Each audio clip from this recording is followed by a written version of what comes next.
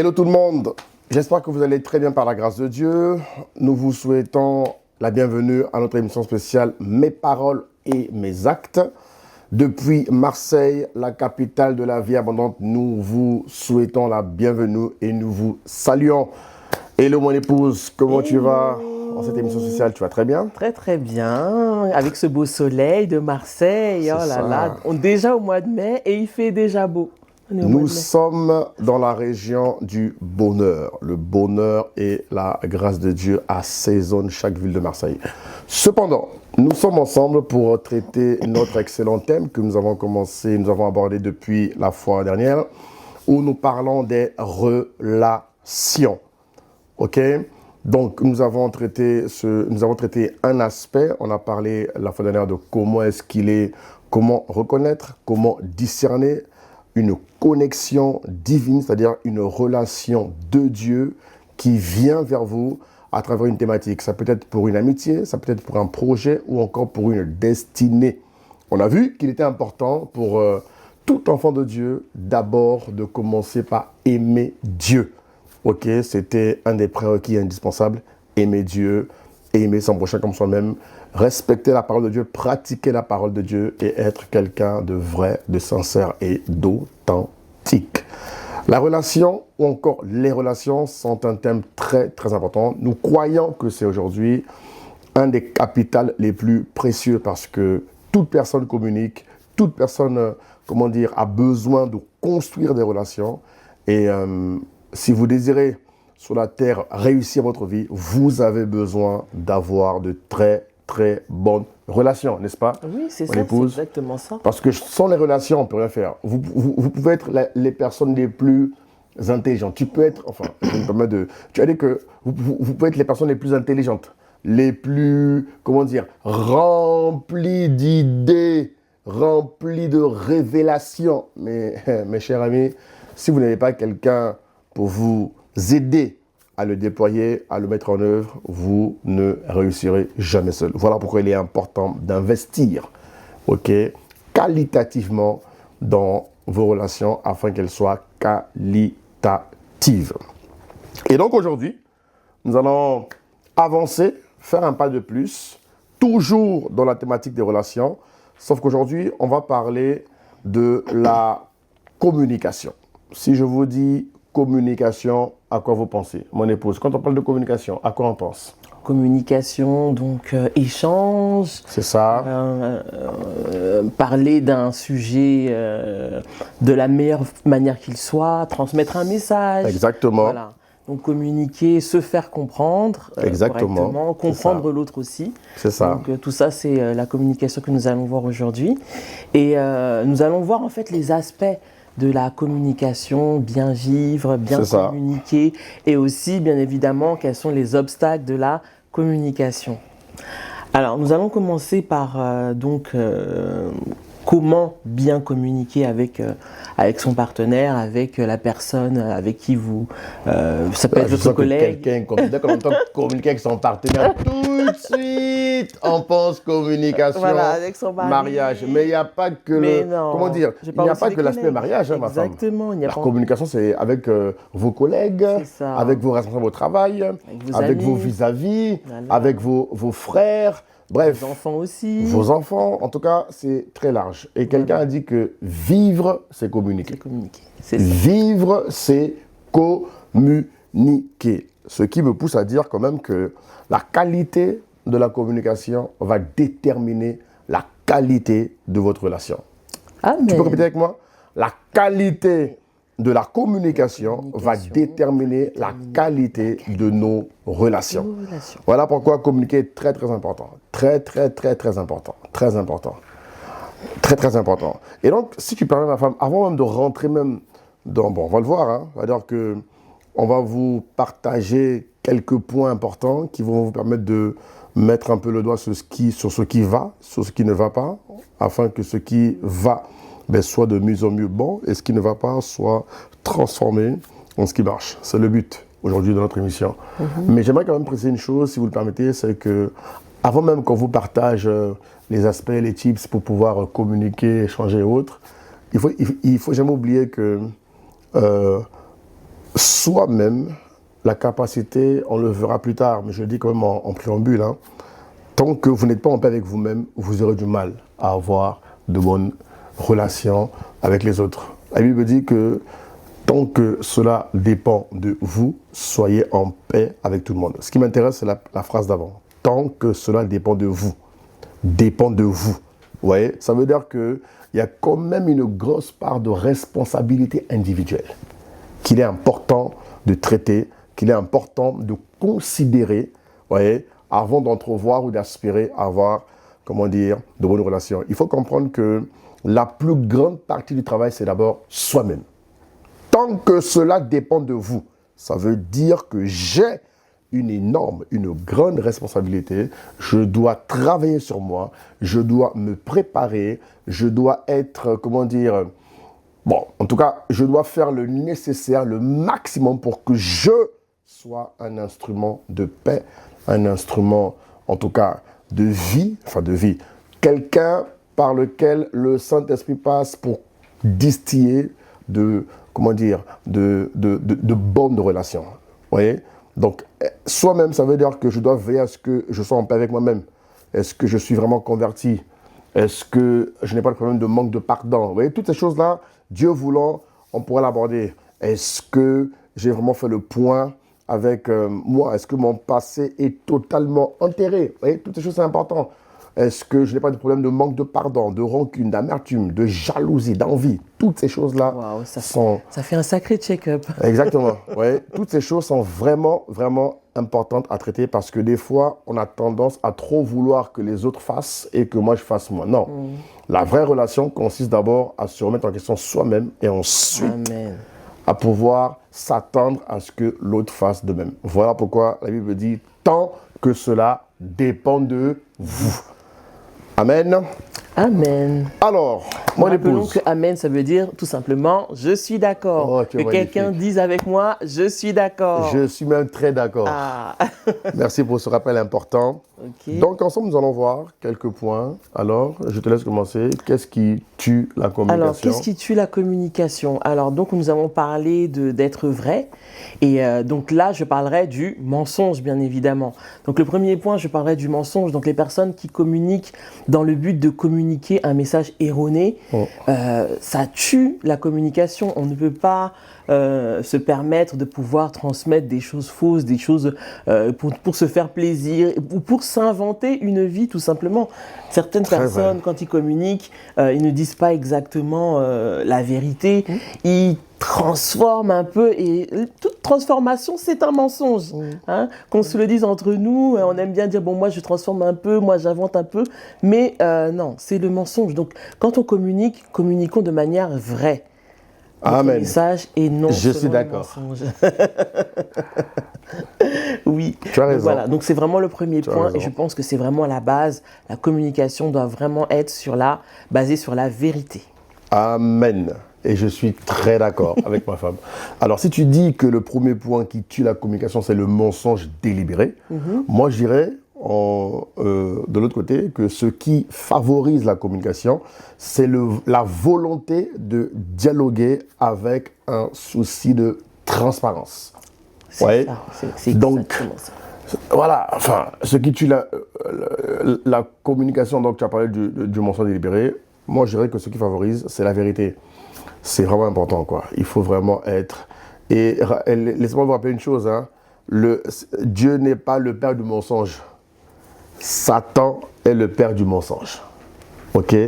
Donc, Dieu est le père de la vérité et nous sommes également des enfants de vérité. Donc, il est important, comme a dit, ce que je dis est très fort quand même, hein? Très très fort. Vous savez que, tu as dit que la plupart du temps, les gens veulent s'inventer une vie. Voilà. Ils ne disent pas la vérité. Ils ne disent pas la vérité, ils arrangent. Exactement. Voilà. Mais vous savez que, je me rappelle, ce que tu dis est fort parce que ça me rappelle quelque chose. J'avais lu une fois que, vous savez que les personnes dans le monde des réseaux sociaux, aujourd'hui, s'inventent une vie quelque part. Et j'ai vu dans les statistiques que 57% des gens s'inventent une nouvelle vie. Ils ont un pseudo qui n'est pas leur vrai nom, ils ont un visage qui n'est pas leur vrai nom, ils ont des hobbies qui vont mentionner qui ne sont pas nécessairement... En tout cas, c'est vraiment ce qu'on appelle des doubles personnages. Exactement. Et dans les stats, il marquait 57%. Vous voyez, c'est énorme. C'est énorme. Et je prie vraiment que vous ne fassiez pas partie de cela. Il est important dans la vie d'être quelqu'un de vrai, de sincère. On ne te demande pas d'être parfait. Même Dieu ne t'exige pas la perfection. Mais on sait qu'en étant en Christ, Dieu nous rend perfectibles. Vous voyez? Donc, la volonté de dialoguer avec un esprit de vérité. Donc, la transparence est super importante dans ce premier point. Et je te laisse. Donc, quel est le deuxième point, ma chère épouse? Ça se rejoint un petit peu, mais je vais quand même le citer. C'est l'exagération. Alors, la tendance à amplifier ou à diminuer le message.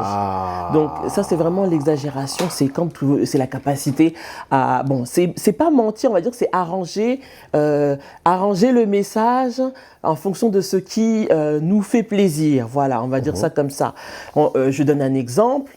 Cette table est blanche et je vais dire que non, en fait, cette table n'est pas blanche. Cette table, elle est d'une blancheur... D'une blancheur exagérée. Exagérée, voilà. C'est vraiment arranger la vérité. Vous voyez ce que je veux dire? Ce thé est brûlant et je veux dire non, ça va, ce thé est un petit peu chaud. Non, le thé est brûlant. Vous voyez ce que je veux dire? Donc c'est la capacité à arranger le message en fonction de ce qui nous arrange.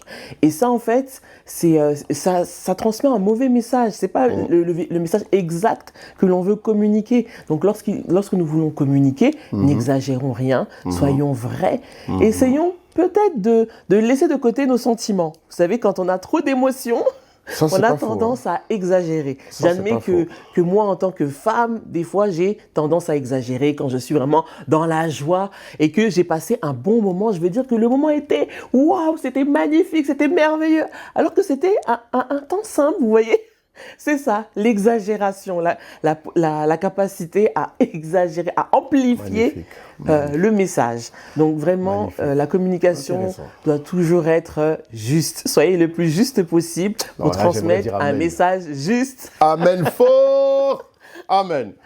Et tu sais, si tu me permets, avant que je puisse apporter le deuxième point de ce qui favorise la communication, dans l'exagération, alors, la tendance à généraliser, des fois, se traduit par des mots qui reviennent souvent. Ah oui. Il y a à peu près 3 mots que certaines personnes qui ont tendance à exagérer aiment employer. Le premier mot, c'est toujours. Tu fais toujours ça. Alors que la personne a fait la chose juste une seule fois. On lui dit toujours ça. Un peu comme quand j'étais à l'école à l'époque, mon prof aimait me dire, Monsieur Benet, vous faites toujours. Monsieur, ça fait à peine 2 fois. Toujours ça. Ouais. Je ne sais pas pourquoi cette tendance à exagérer. Je ne sais pas pourquoi. C'est ça. Ouais. Et nous, les femmes, on a des fois tendance à exagérer lorsqu'on ne sort pas assez. Voilà. On vient de sortir et puis on rentre à la maison, on va dire, mais on ne sort jamais. Voilà le deuxième mot, ma femme. On ne sort jamais. La tendance à toujours employer le mot jamais. Alors qu'on vient de sortir, donc c'est exagéré. Mon cher ami, s'il te plaît, va mollo dans les mots. Il est important. Le deuxième point qui favorise la communication, c'est l'exactitude des faits. Dire les choses telles qu'elles sont, simplement. C'est exactement ça. Parce que la tendance à généraliser n'arrange pas toujours la communication. Les gens qui disent tout le temps, toujours, jamais, ou partout. Enfin, vraiment, ces mots-là, il faut faire attention. Je ne dis pas qu'il ne faut pas les utiliser, mais il faut les utiliser à bon escient, simplement. C'est ça, c'est exactement ça. Donc, ce qui favorise la communication, c'est le respect de la vérité et l'exactitude des faits. Oh, c'est excellent, ça. Oui, vraiment, c'est pas mal. C'est bien, c'est bien. Vraiment, on avance bien. Dieu fait de vous d'excellents communicants cette saison au nom de Jésus. Au nom de Jésus. Alors, troisième point, ma chère femme, qui détruit la communication, qui ampute la communication, qui tue la communication. Tu dirais quoi? Donc, ce sont les préjugés. Ouais. Alors, les préjugés, donc là, je vais te laisser bien développer ce point. Parce que les préjugés, c'est quand même vaste. Les préjugés, les idées fixes, voilà, c'est ça. Ou encore un esprit, on va dire, obnibulé, ça se dit, non? Obnibulé. Obnibulé. Bon, vous avez compris. Oui, voilà. Ou encore obstiné. Obstiné, voilà. Oui, voilà. Donc, les préjugés, les sujets tabous, les stéréotypes sont vraiment des choses qu'il faut souvent éviter. Parce que quand tu as un préjugé sur quelqu'un, c'est très dangereux. Ouais, c'est vrai. Les préjugés, les suppositions peuvent vraiment t'empêcher d'avoir une bonne communication avec autrui. Il est important d'être quelqu'un qui a un esprit assez ouvert. L'ouverture d'esprit, dans ce qui favorise la communication, au troisième point, est très très important. Nous, on recommande vraiment d'éviter les préjugés, quoi. Les préjugés, les stéréotypes, tout de suite classifier les gens sans avoir approché les personnes des fois. Des fois, tu peux même juger quelqu'un juste en ayant entendu ce qu'on a dit sur lui. Mais non. Ça peut faire très mal aussi. Ne te limite pas à ça. Les gens vont toujours dire les choses. Mais si tu aspires à mieux connaître un ami, un collègue, un frère dans le Seigneur, ne te base pas seulement sur ce qu'on a dit sur la personne. Des fois, c'est mieux d'approcher toi-même, voyez, de poser des questions, d'échanger, afin que tu aies ton propre avis. Peut-être que tu seras agréablement surpris. Ou peut-être aussi que tu auras la confirmation de ce que les gens ont dit. Mais l'expérience montre quand même que les préjugés, ne prenez pas l'avis en fait des autres pour argent comptant. Voilà. Faites-vous votre propre avis afin d'être mieux fixé. Très important. Très important. Ça vous permet d'avoir une bonne idée sur la personne ou sur le sujet d'ailleurs. Très très important. Soyez comme les chrétiens de Béret qui vérifient dans la parole. Exactement. Ils vérifient dans la parole les Écritures. Donc soyez comme ça, vérifiez par vous-même. Donc c'est vraiment le conseil qu'on peut donner par rapport aux préjugés. Amen. Excellent. Magnifique. Très très bien. Amen, amen. Alors le quatrième point. Alors le quatrième point, je parlerai du manque de fiabilité. Waouh. Voilà, le manque de fiabilité et de fidélité dans la parole donnée. C'est-à-dire, tu promets souvent des choses que tu ne réalises pas. Ça, c'est fort. Ça, vraiment, à éviter, mesurons nos paroles. Lorsque nous donnons notre parole, vérifions que derrière, nous ayons la capacité de le faire, tout simplement. Je fais ce que je dis et je dis ce que je fais. Voilà, je fais ce que je dis et je dis ce que je fais. Encore, je fais ce que je dis et je dis ce que je fais. Encore, je fais ce que je dis et je dis ce que je fais. Encore, je fais ce que je dis et je dis ce que je fais. C'est ton partage. Amen. Cette saison au nom de Jésus. Et donc, ce qui favorise la communication, c'est la constance et la fidélité dans les petites choses. Très, très important. La constance, la capacité à être constant et fidèle dans les petites choses, c'est très, très, très important. Ce sont ce qu'on appelle les tests de la vie. Si tu aspires demain à être un excellent leader, un excellent responsable, un excellent homme qui siège aux portes de la ville, une excellente dame qui est une dirigeante excellente, leader également dans ton domaine ou encore dans ta sphère d'influence, il est important dans le chemin de la préparation d'être quelqu'un vraiment de constant, de fidèle, de juste, de droit dans les petites choses. C'est un aspect très important qui favorise la communication. Très, très, très important. Oui, très, très, très important. Très, très important. Est-ce qu'on peut donner un cinquième point ? Oui, alors le cinquième point que je parlerai est un point vraiment très important, c'est sortir de ses gonds, crier, la perte de contrôle. Là, c'est vraiment la personne qui ne se maîtrise plus du tout, manque de maîtrise de soi. Là, le fruit de l'esprit est parti. C'est-à-dire que là, tu ne contrôles plus, la personne t'a énervé, tu sors de tes gonds. Donc là, la communication est complètement anéantie. Wow. Parce que là, c'est une émotion carrément qui a été transmise et le message est malheureusement perdu. Waouh. Voilà. Tu as tellement raison, ma femme. Vraiment, tellement raison. Évitons. La maîtrise de soi est un fruit de l'esprit tellement important dans la communication que vraiment évitons au maximum de pouvoir sortir de ses gonds. Crier. Si vous sentez une émotion qui monte, prenez le temps de redescendre d'abord, comptez jusqu'à 7. 1, 2, 3, 4. Vous priez en langue. Hein? Vous priez, voilà. Brahi Katusaki Maha. Exactement. Priez en langue. Et ça marche, je vous assure. Je vais vous donner un petit témoignage. Quand j'étais enceinte, quand on est enceinte, on a toujours les hormones. On est souvent énervé pour rien. Voilà. Et à chaque fois que je prie, je dis Seigneur, vraiment, fais de moi une femme qui ne me transforme pas en une sorcière, en une harpie qui crie sur tout le monde. Et alors, à chaque fois que quelque chose m'énervait, je priais en langue. Je disais, allez, Christelle, c'est pas la peine de t'énerver. Ce n'est pas la peine de t'énerver. Et je priais en langue, et je sentais cette douce voix qu'est le Saint-Esprit me dire, Christelle, calme-toi. Et puis, et puis, quand je prenais de la hauteur, je me disais, mais Christelle, tu allais t'énerver pour un torchon déplacé. Franchement, vous voyez? Donc, quand on n'a pas la maîtrise de soi, voici les choses qui arrivent. Surtout quand on est enceinte. Mesdames, s'il nous plaît. Nous pouvons très bien, nous avons la maîtrise de nous-mêmes. Les hormones ne peuvent pas prendre le dessus sur la maîtrise de soi. Donc, je suis le témoignage vivant. Je peux vous dire que, étant enceinte, il y a beaucoup de choses qui m'ont énervée, mais avec le Saint-Esprit, avec la maîtrise j'ai manifesté la maîtrise de moi-même. Et je peux vous dire, mon mari peut témoigner que quand j'étais enceinte 3 fois, je ne l'ai jamais crié dessus. Je confirme. Jamais énervé. Vraiment. Vérité, hein? Authentique, voilà. Authentique, Dieu me voit, par la grâce de Dieu, vraiment mon épouse a su faire preuve je vous dis, de maîtrise de soi. Mais vraiment la maîtrise de soi. C'est bon d'être bien marié, c'est bon d'être très bien marié. Vraiment, Amen. Bon courage à celles qui arrivent là-bas, bon courage.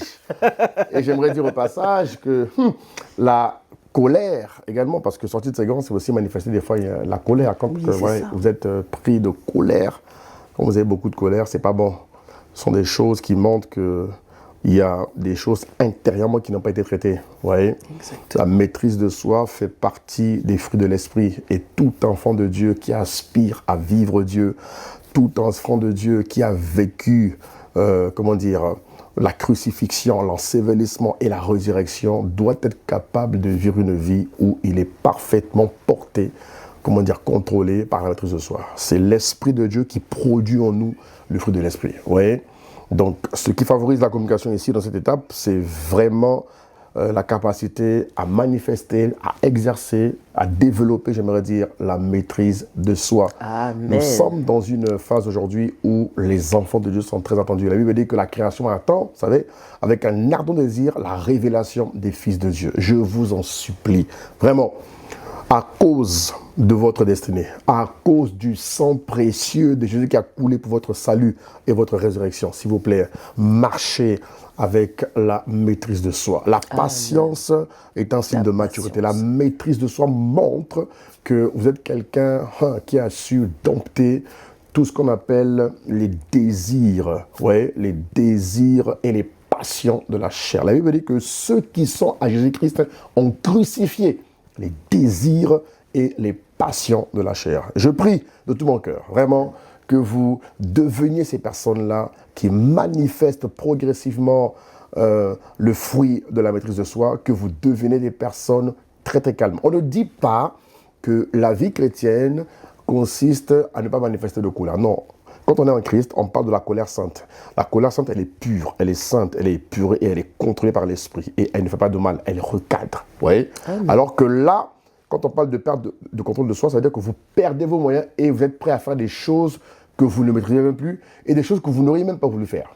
C'est-à-dire que vous êtes hors de contrôle. Exactement. Alors que la Bible dit, soyez maître de vous-même par le Saint-Esprit. Donc, la maîtrise de soi est vraiment de rigueur. La maîtrise de soi est vraiment quelque chose à vraiment développer, à aspirer à être un modèle concret de la maîtrise de soi. En tout cas, Amen.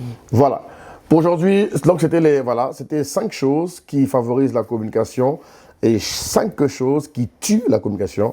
On en a plusieurs, mais compte tenu du timing, nous devons de respecter le temps parce que c'est important aussi d'aller étape par étape afin que vous puissiez bien digérer. Donc, nous vous recommandons de bien les disséquer, les digérer et surtout les pratiquer. Vous avez des questions, n'hésitez pas à nous écrire. On prendra le plaisir de vous répondre. Et sachez que Dieu vous aime et sachez que vous n'avez pas tout votre temps. Le temps que nous vivons sur terre est très, très limité. Alors que la grâce, la grâce de vivre uniquement ce que Dieu vous a réservé à vous, mais surtout aussi la grâce de courir votre course. Le temps est très limité, les amis. Le temps est très, très, très limité. Alors, s'il vous plaît, gagnez du temps en obéissant. Gagnez du temps en pratiquant la parole. Gagnez du temps en marchant avec les bonnes personnes. Que la grâce, vraiment, d'être entouré de très, très bonnes personnes vienne à vous au nom de Jésus-Christ. Que Dieu vous garde.